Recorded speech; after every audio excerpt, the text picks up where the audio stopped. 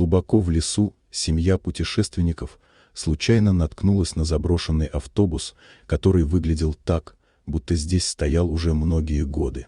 С интересом они начали медленно обходить старую машину и заметили, что двери явно использовались, как будто кто-то заходил и выходил из автобуса не так давно. Стивен с отцом всегда любили устраивать вылазки на природу. Их небольшой городок находился в малонаселенном районе, где много сопок и лесов, что делало его не очень привлекательным для постоянного проживания. Однако для любителей природы и активного образа жизни это было идеальное место, здесь можно было путешествовать по окрестностям, и мест для поездок и походов было предостаточно.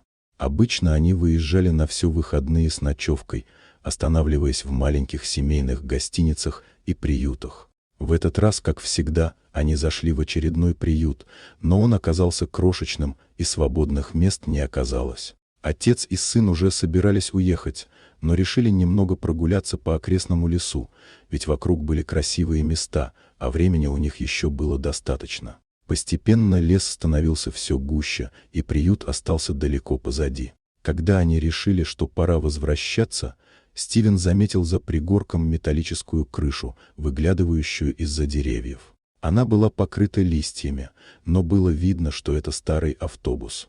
С любопытством они обошли его и заметили, что металл уже начал проигрывать схватку с временем, но двери явно показывали, что автобусом пользовались. Из интереса они заглянули внутрь и обнаружили, что проржавевшие борта старого автобуса скрывали уютный домик, который мог бы вызвать зависть у городских жителей. Внутри пространство было переоборудовано под маленькую уютную хижину. Видимо, какому-то отшельнику надоела цивилизация, и он решил поселиться в лесу, использовав старый автобус как свое убежище.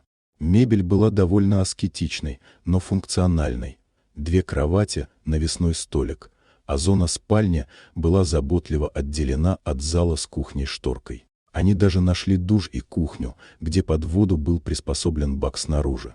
Электричества не было, но что ожидать от летнего убежища в лесу? Когда они вернулись в деревню, хозяин приюта рассказал, что старый отшельник превратил автобус в настоящую лесную сказку, где можно было найти спокойствие и уединение вдали от шумного мира.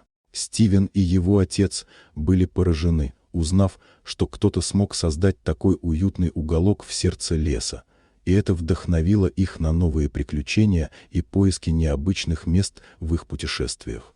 Дорогие друзья, если вам понравилось видео, поставьте лайк, а также подписывайтесь на канал, где найдете еще много интересного.